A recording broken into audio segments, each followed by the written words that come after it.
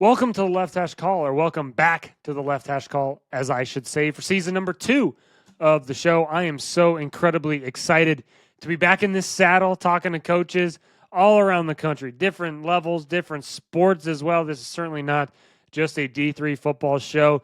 Even though that's certainly what I know and love, I won't turn down a conversation from anybody. I've had conversations with FCS coaches, P4 coaches. I've talked to the high school coach maybe you've never heard of. I've talked to coaches at D3, D2, certainly coaches from New York all the way to Arizona.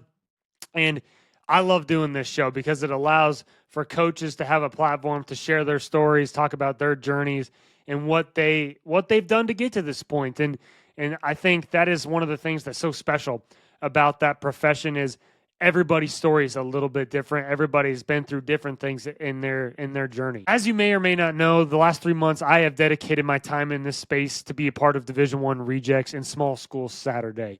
If you're unaware of what that is, it is essentially our version of College Game Day, and we've been, mostly around the Midwest so far this year. And we went to UW River Falls week 1. We went to Minnesota Duluth week 2. We went to Bethel when they played St. John's. We went to Ferris State for the Ankle Bone Classic against Grand Valley. We also went to Platteville when they played UW La Crosse, which feels like an eternity ago for some reason now. And the boys went up to Northwood. I was unable to make that one, but another unbelievable show. And then the last one, we just went to Fenway Park for the Secretary's Cup with Merchant Marine, who just beat Coast Guard. That was an unbelievable experience. Never much of a baseball guy, but a live game day show from Fenway Park covering small school football. Sign me up for sure, 1,000 times over. The people, the superintendents that we had on as guests on the show, the people that put that event on, people at Fenway Park, everybody about that thing was absolutely unbelievable and great to work with. I can't say enough. If you're wondering what that might have looked like, go back and watch that show. But I'm still very much a part of Division I Rejects, very much a part of Small School Saturday. We're not done yet. I don't know where we're going next, but I am so incredibly excited to see how that show keeps growing. With that being said, that is partially the reason why I didn't do a show in season, because I wanted to really focus on that. But also, a lot of you were probably in the coaching profession, and you know that the amount of time that you have to do fun things like go on a podcast is very, very slim. And so I wanted to respect that and respect coaches' times and not hounding them to try to get them on the show, because really this show is sort of an evergreen episode, which means that if you watch it today or if you watch it, a year or 3 years from now, like the journey is still the same. And it's meant to be everlasting content, because coaches' journeys are still their journeys, even if we talk to them 3 different times.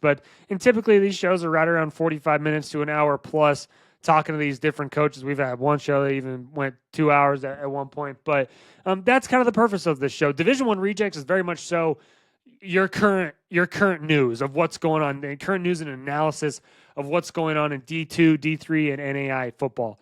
And so I am in the D3 space, but I like to cover all different levels of football within this show, but obviously primarily a focus of D3. And now that the regular season is wrapped up and we're into playoffs, there's a little bit more time to chat with some of these coaches and pick their brain and continue to learn about their stories. And I'll just say this. I just want to say thank you to each and every guest that we had on season 1 of the show. It is because of you that I was able to get on with Division I Rejects. Thank you, Kobe, as well for having me on there. But the guests and the coaches that I had on to get to this point, man, I can't say enough about you guys and kind of taking a chance on this show. And so here's what I'm going to say. Season 2 of this show is going to be phenomenal. I am so excited for it, mostly because of the guests that we're going to have on. It's going to be a little bit more comprehensive. You're going to see some recurring faces, some new characters per se that are going to come on and share more frequently some of their current experiences, some of the stuff that they are currently going through, and hopefully you learn a little bit something. I've said this before. I think this show is for everybody. If you don't know anything about football, I think this show can offer you something. If you are a coach, I think you can learn some stuff about some of these coaches as well. And so with that being said, There could not. I repeat, there could not be a better first guest for season 2 of the Left Hash Call.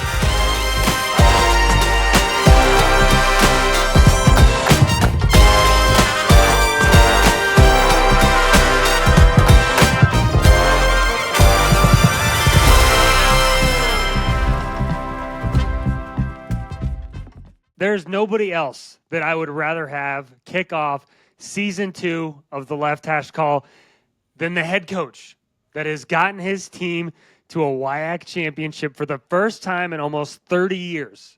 And not only that, they are hosting a playoff game for the first time ever at Raymer Field. They are currently the number 3 team in the country, ranked higher than they've ever been ranked in the history of that program. The most dangerous team in college football right now. The man himself, the head football coach of the 2025 WIAC champions, Matt Walker. How are we doing today, brother? It sounds so good to hear you say that. It sounds so good to say that. I mean, my goodness. Let's just, first of all, just how you doing? Has your heart rate slowed down yet? It's funny, like the emotional roller coaster, and this is good problems, right? But it's been a weird feeling in a good way where, you win the Whitewater game, and it's an historic game. It's one of the pillar programs in this country. It's no secret we've struggled with them. They've ripped our heart out a few times, or we've had shots against those guys, and so it's just an historic win. It's just not happened very much around here. So you had the high of that game, and then it's great, but like right away you're like, okay, we got to get ready for lacrosse. It's just lacrosse, like maybe the best damn team in the freaking world coming in here. And we got to win that one to get, guarantee a share of this title, and we can lock up the AQ. And then you do it, and then there's this new emotional high. But then you're like, oh my God, right away, hey, we don't want to share this title.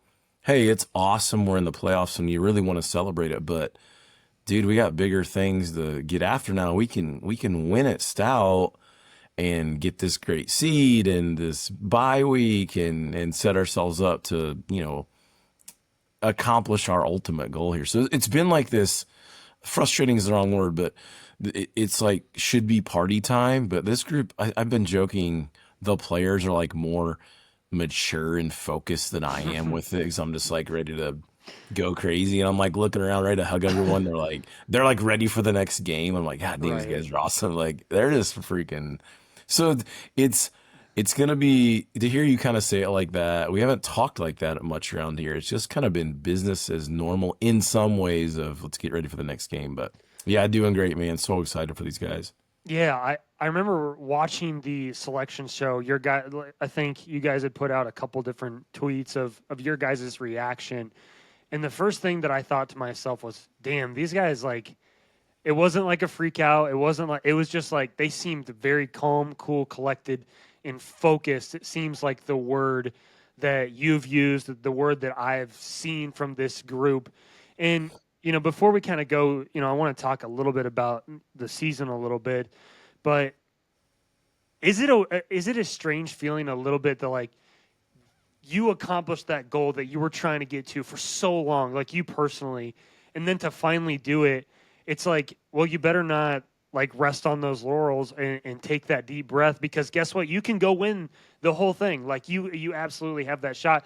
Is that a weird feeling for you to like accomplish this dream of yours forever, but now it's like, you have a chance to, go back to work with the bye week, but then it's like, damn, you better go back to work now, right? It has been a little strange. Again, kind of related to what I just said. Right. It's like yeah, it's hard to put into words what it's been. It's almost like usually this happens in okay, the one year you shared the title, then the next year you got to the next step and you won it outright, and then oh man, then they made this great playoff run. It's like it's all happening at once, and it felt like in 1 week's time it was like boom, Whitewater Lacrosse secure the league, secure the AQ, win it outright, get the 2 national seed. You're one of the favorites maybe to go win it. You think you might be one of the hottest teams. It's just like all happening, and it feels like it's happening within all 1 week period of time almost. I want to talk about like the last 72 hours from the moment you walk off that field at Stout, knowing, hey, we're outright conference champs. You got this great seed. You know, I know you and I talk about this all the time, but and you've talked about it publicly, but I know on Monday you had that team meeting, right? And I know that you probably said for 5 minutes we're going to celebrate this, be happy about the clouds, right? And obviously I'm like a mirror to you sometimes, but I can imagine that that team meeting probably felt as focused and as mature as that meeting, like you said, was. I can imagine that team meeting maybe felt a little bit different, right? It did, and you're right. Same slide of the same picture of clouds from probably when you were here, and it's just the same thing. Says 5 minutes on the slide across the clouds there. But it's funny in the top of the slide it has conference championship, and then in the middle it says playoffs, and then on the right it says national championship. And now I have this big check mark through the conference championship, a big check mark through the playoffs, and now it's Yeah. like just this circle around. So it's been the same. Yeah, we said, hey, 5 minute. It's become now. I call it we unpack what it really means. Okay, let's talk about this. It's the first outright title in 40 years since 1985. First outright title. First time in the playoffs since 96. I'm like, that's cool history that we need to talk about. It's important, I think. And then, okay, what's that? That one also means you've given yourself the best possible chance to achieve our ultimate goal. And so we talked about all that, and then the 5 minutes were up, and it's like, okay, what is it going to continue to take? And we were pretty honest too about we knew we were going to have a bye week, and it's like there's no written manual of how to handle a Division III playoff play-in round Right. of It's bye week. barely happened. Barely. Happened It's one time. one time. So, Right. so Yeah. so, yeah, so it's like we can kind of do what we want with it. I'm not gonna. So we're handling our own way, and but I said we're sure gonna make it an advantage, right? Like how we can get healthy and rest and work on some things, and I don't know if you're gonna ask some of this, but it's like we decided we weren't in the business of putting two game plans together, and we don't Sure. even have trade film yet. Right. So we're kind of taking care of us a little bit. We did a little good on good today, and we're kind of practicing every other day and lifting in between, and that's kind of how we decided to handle it. I always thought that was interesting for you because a lot of teams, I think, and maybe other head coaches are like this. Not saying it's right or wrong, but I feel like a lot of coaches might shy away from like talking about what this means and talking about like the scenarios. Like, here's what happens if we do this. Here's what happens if this team loses, and then we have like you've never been shy about that because they're going to learn about it either way, right, on social media. But you're Yeah. like, screw it, I'm going to tell you exactly what this means, right? Well, that's what I've just started. I said things have changed, and maybe I've said it to you. It's like not that long ago, you could create your own narrative because you were the most knowledge filled informational piece they had. You were all they had, so you could create whatever narrative you wanted as head coach. You could lie to them, and we did. You'd make up stuff, and now they have more information. They can dig up more than you can. And so I don't, Right. it's like, dude, why am I trying to create my own narratives? They are looking at Logan Hansen and D3.com and D1 Reject. Like they can find all of it better than I can. So it's like, I've decided we go full honesty. It's like, okay, I'm sure you've seen this. We just talk about all of it now for 5 minutes. And instead of trying to hide from it, okay, let's talk about it. That's what I say. Let's completely unpack it and be honest about it. And then we put it away and talk about what it's going to take to make it happen. How do you think the guys handle that piece of it? Because like this is my first full year like in the D3 media scope, I guess you could say, and it feels like all of these different entities, like us for sure, like that's D1 Rejects. I'm going to talk about obviously you guys because my history, but like you have all these different entities that are talking about how great you guys are. I know Nick Saban at one point like called it like rat poison. Do you guys, and I guess I know a little bit about like what that answer looks like, but like how do you think the guys react to that? Like when they see all this national attention, like it's been going on since post COVID and like at a rapid rate this year, of course, but like how do you think the guys like on the team generally like feel about that versus maybe what you kind of feel about that, I guess? I give our guys so much credit, more than me, about handling it right. We showed the Saban rat poison, and it's funny. I've stayed who I am. Here's an example. You can imagine this, because just think about our stretch lines. You know how we do it within the half of the field and Right. across from still the exact same when you were here. And I'm walking up and down the middle, and I like, some coaches are like, it's focus time, shut the hell up, get rid of. I think stretch is a fun time to like get rid of all the let's have some fun. I think it's a kind of the last hurrah of doing that right before you do get focused. Again, maybe I'm different. So I'm always jacking around a little bit. And so I have flipped it, and kind of ironically, like last week, I said, right after we come out of team meeting, saying, "Hey, it's stay muddy. It's all about the process. We use our 5 minutes to talk about MPIs and all of what it means. Now it's all about stout and blah." And then we get out the stretch, and I'm like, "How's Newsbaum supposed to focus on practice? All he's done is look at MPI and bracket." Fake bracket. Like, I just like joke about it Yeah. openly, and it's like, Blaha, how you gonna throw a completion? All you've done all day is look at mock brackets and MPI. So I just like joked about it all week to Yeah. kind of, because it's, again, they're looking at all of it, man. They're looking at all of it. Right. But our guys have Yeah. handled it so well. They're doing such a good job with it. I'm so proud of them. Yeah, I don't want to spend too much time on the season in general, but I do think there's some things that I want to talk about. You go back to the beginning of the season, and early on, there was, wow, look at River Falls giving up all these points. Alma, Co, 2 weeks in a row, they're giving up all these points to two playoff teams, I might add.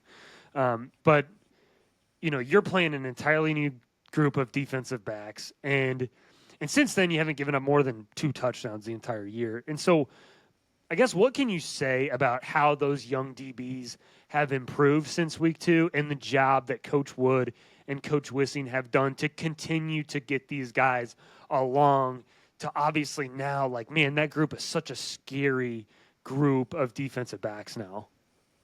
I've been around a long time now. I've been at multiple levels, multiple sports I've coached at the college. I've never seen a better coaching job than what Alex Wood has done and what Jake Wissing have done. It's absolutely incredible. Again, the offense is going to get so much attention. We just led the entire country at all levels in total offense. Like, that's insane. It's so cool. But like, we're in this position because of this defense and what they've done. They have been absolutely incredible. The development from game one, or really from August report date to opening round of the playoffs with our defensive back group, is like nothing I've ever seen before. We knew we were talented there, but again, we had no experience, and breaking some new guys in. So I give, again, like Aaron Borgerding and Michael Brown and Ethan Wegscheider and Austin Buer, all these young, some student coaches that had just got done playing, or young guys that have been with us for a little bit. Them along with Coach Wood, it's kind of an army of them that coach those guys. I give him so much credit. And then for Jake Wissing to have the knowledge and willingness and determination to sort of edit and adjust our system to fit our personnel, I've never seen a better job of it. It's absolutely incredible. Those guys deserve so much credit. Yeah, and you talk about the young coaches, and again, like, I'm not in the building with all these different teams, and I don't see necessarily what they do a lot of times, but I certainly love looking at sidelines a lot of times, and it feels like you might have like the best group of young coaches, like as far as like guys that are just walking off like the playing field. Would you agree with that? Like, I certainly see it that way. It's the best group I've ever been around. It's funny, the maturity level of these guys is, it's incredible. Like Aaron Borgening was already kind of this mature guy, but Michael Brown is a kid who maybe wasn't, and he knows I mean that in the right way. Everyone that knows Michael Brown knows what I'm talking about. But boy, he's turned into a great football coach and very mature football coach. And again, that Ethan Wegscheider brings as much passion to Falcon football as anybody I've ever seen. Austin Boer is doing an amazing job. He's kind of the quiet, hard-working dude of that group. And then, Alex Wood leading it. Alex everybody that knows him knows that Coach Wood's a different soul now, and in a good way. He's a unique personality. He does things a unique way. He does things that make me scratch my head sometimes, but boy, I never would question what his players think of him and how hard they play for him and how well they play for him. He's sure got that group ready to roll. So yeah, it's a that's a special. And then offensively, like Connor Devilis and Jake Kruder and Alex Clucker and God, I shouldn't have started Alex Sullivan. It's just, man, that's a fun group of young dudes that just got done playing for me that are kicking butt. It's, as you know, like guys want to be around the program. They're passionate about it. And I think that goes to show, like, sorry to cut you off, but I think it just goes to show, like, the culture that you built. And like, I'm the biggest River Falls homer in this entire space, and I'll continue to be. I'm not going to ever apologize for that. But like guys are sad when they leave the program, and they want to stick around. And like I didn't even, when I started coaching for you, I didn't even know if I wanted to coach football, and it was just because I wanted to stay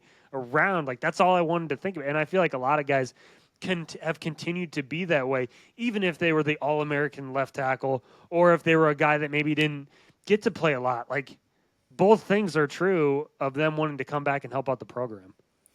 Yeah, I played for a head coach in Nick Morosis. It was the same way. Guys, they just wanted to stay to be a part of that. It's always one of the things I try to emulate about Coach Morosis is I want a culture that guys, they want to be, it should be sad when they leave it. They don't want to leave it there. It's always going to be a piece of who they are.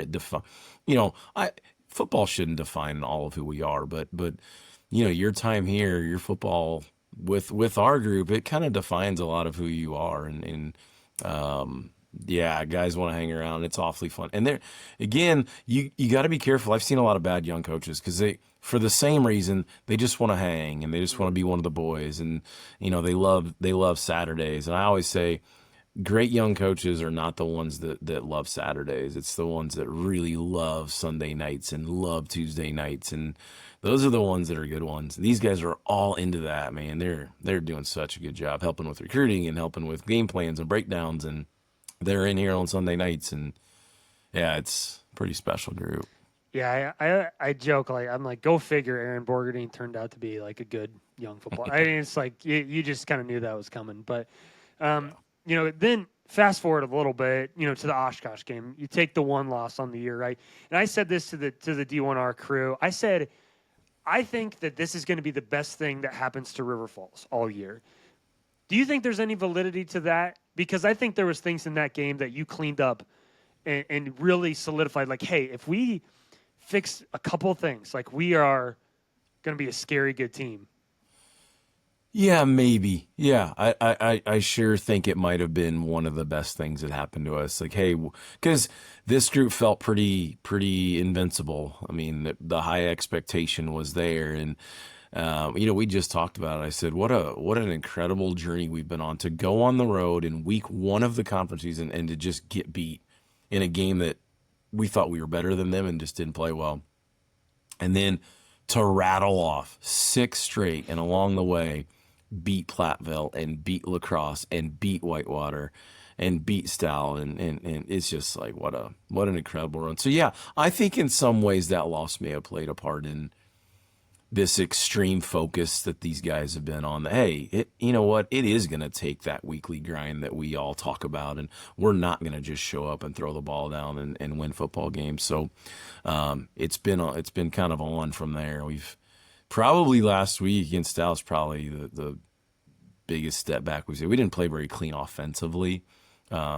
We'd almost been, I mean, we'd thrown some almost perfect games out there offensively until last week. And then defensively, God, they just keep hammering people. I can't believe the performance we're getting from that group. Incredible. Amazing.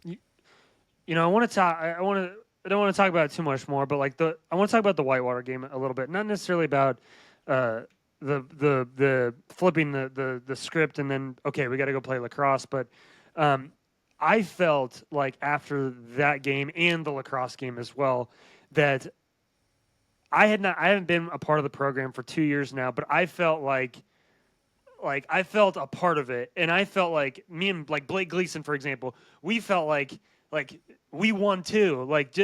And I feel like you've done such a a good job of like making everybody. And I talked about this on the show with D1 Rejects. Like you make everybody feel like they're a part of this thing. If you're the third string kicker, or if you're the Gallardi front runner, and like you talked about it, I think on a coordinator the coordinator show, or Keith Grabowski, that like alums are crying, and like guys that are just playing and guys that played for you 10 years ago are crying. Like, can you talk just a little bit about like that? It feels like there's almost like this aura around the entire program, whether you were here 30 years ago or whether you're on the team right now. Like, we're like, just talk about that a little bit, and just the culture that still continues, even if you haven't been around for a while. I think it might start a little bit with the fact that I wasn't a great player. You know this story. I was a two-sport athlete, and I was a really good baseball player, and it's funny. I was a way better high school football player, but when I went to college and played both, I never became a great football player. But I was so passionate about it, and again, I'll take the credit back to Coach Morosis. He made me feel that way. I was, again, a backup quarterback for my career, with a few starts in there. So I learned that from him. I never felt like this outsider, this guy that wasn't a part of. I always felt that way, and I always witnessed him making others feel that way. And it just, when I'm now in my role, I'm constantly thinking about how he would do things, because he impacted me so much. And that was one of the things that I never forgot. And so again, whether you're the fourth string punter or the Gagliardi front runner as a quarterback, I try to treat guys the same and give them that respect. And because it's hard, football's hard. It's a sacrifice. And I feel okay saying this. It's a sacrifice that's different than any other sport to put in for 4 years, and to the daily grind and what we ask you to do with the weight room, and all the sacrifice and the willingness to put it on the line every day with your health and injury. Like, it's a different thing that I didn't do as a baseball player. Like, yeah, I had a sore shoulder, but it's different than you putting your ass on the line every time you put your hand on the ground. And that means something. So I always try to make everybody feel that way. I think the other thing that's happened too is, again, whether you played for me in 2015 or you played for me like you did in 21, 22, whatever, like you still see and can feel and can witness the same pillars of what our culture are. You can see us breaking our huddles with our palms up. You can see the hugging and the passion and the meet and greets and the Falcon walks and all these things that laid the foundation for this pretty unique culture that I really think that we have. You still see them the same way we did them back when you were playing here. And I think it allows guys to stay super connected. Like, oh man, they're still doing that. And I think that's a cool piece. I think it's a cool piece. But yeah, it did feel like the whole Falcon family won that game. I just know how, again, they ripped our heart out a lot. And the emotion and journey that I've been through with different groups when it's come to playing them, it just felt like we all won that day. Yeah. Now looking forward, of course, one thing that, and you and I texted about this back and forth, but I remember when I was coaching for you, you said that you always wanted to have the team here for Thanksgiving. Mm-hmm. First of all, will you be making the Thanksgiving dinner? And second question is, what does it mean? And I saw you just like, smile right there, because I know how much this means to you. But what does it mean to be able to share that moment of having a Thanksgiving dinner with the entire team? I don't know why I've always thought of it. I just have. Like, I've been doing my thing with my family for my whole life of Thanksgiving, and I see these other teams, man, they're doing Thanksgiving as a team because they're having. I'll tell you what, not to get off this, but I got a little emotional today walking from the staff locker room down to the hallway out to the field today. I'm like, this is because we didn't practice yesterday. I'm like, it's my first playoff practice. Kind of got to me a little bit, Yeah. and it was just, but I just thought it'd be the coolest thing we're inviting a bunch of the families of the players are coming. That's We're doing awesome. this we're going to practice in the morning, and we're going to butt up the end of practice to the families coming and meeting us. We're doing this huge potluck in the indoor here, and I can't wait. It's going to be super cool. But yeah, I've always wanted that. I thought it'd be the coolest thing to get to do Thanksgiving with my family along with all the players and their families, and here we are. It's gonna be 2 days, 48 hours away from kickoff when we do that meal. It's gonna be pretty awesome. Yeah. And so what does this week look like now for you guys? It's like now you get a second bye week. Obviously, you said you're practicing just a couple every other day here. But how do you treat this week and continue to keep the intensity there while also trying to get these guys healthy as well? It's kind of almost what you said is almost exactly what I told the players. I'm like, hey, let's be honest. We don't know exactly how to handle this, but there's going to be this balance of let's get healthy, let's rest joints, let's get some bangs and bruises healed up. But boy, we got to stay sharp and keep our edge and get better and fix some things. One of the things, again, I'm not afraid to say this. One of the things we've decided to do that's come up is, our travel squad for a conference game is 65. In our league rules, we're down to 58 for playoffs. Maybe that doesn't sound like a lot but those are already razor thin margins in the regular season to get to 65. I always say, God, it's such sad conversations and such hard conversations to have to tell some of these guys they can't travel, and guys that really deserve to go on trips and be in conference games that don't get to go with us. And now you're going to go and chop off a whole nother chunk. There's going to be guys that have, I said it today, there's going to be guys that have never or haven't maybe since August worked on some special team stuff in certain positions. And now, because again, the majority of those guys you're chopping off are special teams kids because they're twos, threes, and fours at their position. So, we're using it to work on some skill work with guys that all of a sudden haven't had to be on kick game. So that's one of our things that we're doing. But yeah, again, I'm sure there's different ways to handle it. You could say, oh, let's beat the crap out of your team and really stay sharp with conditioning and because you're going to give them the weekend off. We're different. We're going to handle it different from that. But again, it's week 11, week 12. Guys are taped together the way it is, so it's a chance to heal up a little bit. But yeah, you mentioned the traditions, and one of the most special traditions that happens on Raymer Field is senior hits, right? Mm-hmm. First of all, can you just talk to that a little bit? Because no matter who I talk to that's played for you, they'll never forget senior hits. And then I'm also just curious, like, did you guys do that yet, or what's happening there? Like, I gotta know. It's funny. I went back and forth on what to do, but it was still the last regular season game. So again, you can appreciate this because you know the behind the scenes, but we did do the hits and we did do the senior talks. We didn't sign the board yet. So that's the last piece. I'm kind of holding on to that. But yeah, senior hits is something where, again, every team's got their end of the year tradition, I'm sure. And you even see some of them in the movies. I think Rudy has one. They're like hitting a bag and I always said we're lighting someone up, and everyone gets the freshmen get so nervous because the trainers get nervous if they've never seen it. Everyone's like, you can't be serious, and I'm like, I am serious. You pick one person and it's a 10-yard run, and we absolutely hammer that person into the bags. But it sounds even crazy to say out loud how we do it. Again, you've done it, but. Yeah, again, we've never had anybody injured on it, but we smoke a buddy. You can pick. I feel like as someone that's hit somebody, and also been hit, like I watched it happen for 2 years, and every time I'm like, man, that really looks painful. Like I feel like I'm gonna like lose my teeth or something, and like it's like it is not a like a buddy thing. Like they want to. I remember Dom. 2022, like he killed somebody, like Tim Owen, I think. He just killed him, and I'm like, oh my god. I know. But are you still not doing the nobody gets to hit you, or is that still a thing? I had Ben Beckman. He absolutely killed me when I was still allowed the coaches to get hit. He knocked the helmet off. You've seen the video. He knocked the helmet off me. He hit me so hard. That ended it. That was it. Coaches are off limits. I'm 48 now.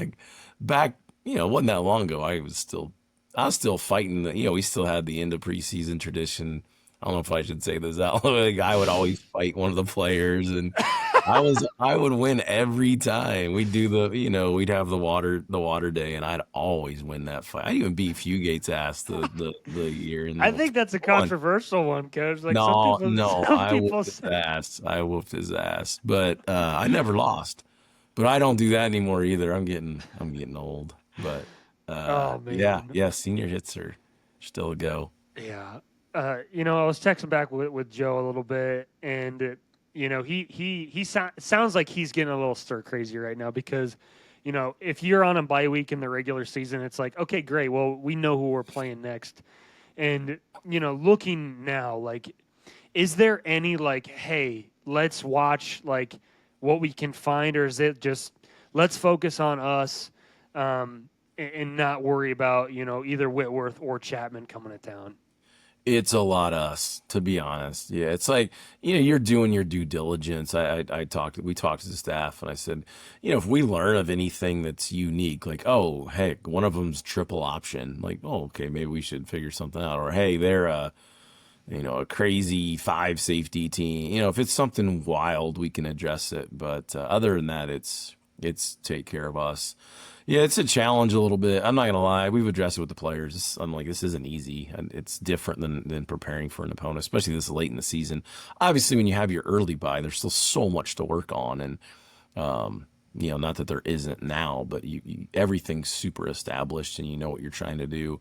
So to not have all your little adjustments and weekly planned things, it is a little bit different. But today went well. It was great. We got great work in and stayed sharp, and we're addressing a few of the things that we think we need to clean up still.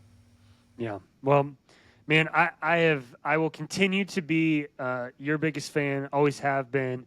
I'm so I'm we will I won't say it, but like I got some tickets that I'm ready to get purchased here soon. But I'm so happy for you. I love you.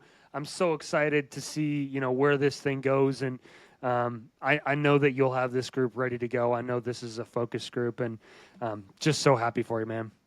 I appreciate it. I love you too. I'm really happy for your guys' success with your new little adventure, and don't forget about me. You guys are on ESPN one day, or taking McAfee's spot on the big show one day. Don't forget.